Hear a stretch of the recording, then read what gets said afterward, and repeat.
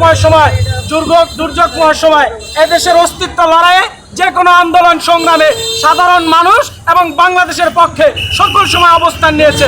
ঠিক তারই ধারাবাহিকতা আজকে এই ভুয়াপুরে আওয়ামী লীগের অপশক্তি নামে একটি সংগঠন, যেটি বর্তমান পাগলা কাদেরের নেতৃত্বে সারা বাংলাদেশে সুসংগঠিত হওয়ার চেষ্টা করছে।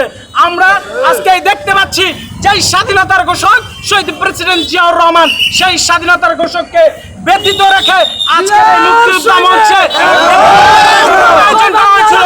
সেই প্রোগ্রামে আওয়ামী লীগের অসংখ্য দালাল নেতৃবৃন্দ বক্তব্য রেখেছে। তারা শুধু জয় বাংলার স্লোগানটাই দিয়েছে।